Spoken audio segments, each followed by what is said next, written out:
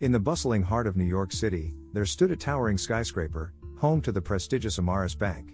The bank was renowned for its stability, an institution where generations of families trusted their life savings. But behind its grand marble columns and polished glass facade, a sinister plot was brewing. One rainy October evening, a seasoned journalist named Claire Whitman received an anonymous tip. It was a single line of text: Amaris Bank has stolen $25 billion from its customers. Intrigued and skeptical, Claire decided to dig deeper. She had no idea that this investigation would plunge her into a labyrinth of deceit and danger. Claire started with the basics, poring over financial records and customer complaints. She noticed an unusual pattern: accounts mysteriously drained, with the losses attributed to system errors or miscommunications. The amounts varied, but together they painted a picture of a massive, deliberate siphoning of funds. Her curiosity piqued, Claire managed to secure a meeting with an insider, a former IT specialist from the bank, Michael Rodriguez. They met in a dimly lit bar, where Michael revealed the horrifying truth. The bank's upper echelons had orchestrated an elaborate scheme, manipulating the digital banking system to reroute funds to offshore accounts.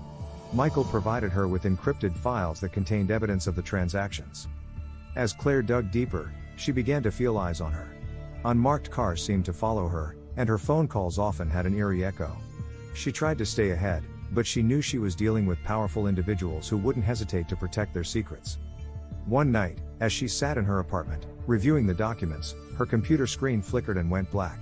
Suddenly, her phone buzzed with a message: "Stop now, or face the consequences." Her blood ran cold, but she was too close to the truth to back down.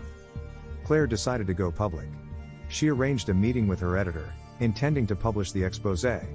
However, when she arrived at the rendezvous, she found her editor's car empty, the driver's door ajar, and a chilling silence hanging in the air. She tried calling, but there was no response. Panicked but resolute, Claire returned to her apartment, only to find it ransacked. The encrypted files were gone. Her heart raced as she realized the lengths to which the bank's operatives would go to silence her. She knew she needed to act fast. In a desperate move, Claire reached out to a hacker she had once exposed in an earlier story, hoping for an unlikely ally. The hacker, intrigued by the scale of the conspiracy, agreed to help. They worked through the night, breaking through layers of security to retrieve the stolen files and uncover more damning evidence. With the clock ticking, Claire compiled her story and sent it to multiple media outlets, ensuring that even if something happened to her, the truth would come out.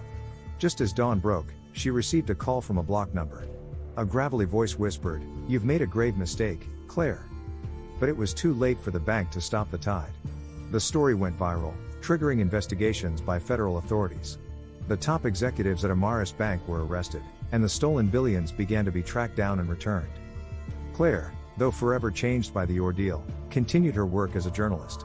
The nightmare had ended, but the shadows of her experiences lingered. She knew that in the world of high finance, greed and corruption were always lurking just beneath the surface, waiting for the next opportunity to strike. As for the $25 billion, not all of it was recovered. Some remained hidden in the dark corners of the financial world, a chilling reminder of the power and reach of those willing to betray their fellow humans for unimaginable wealth.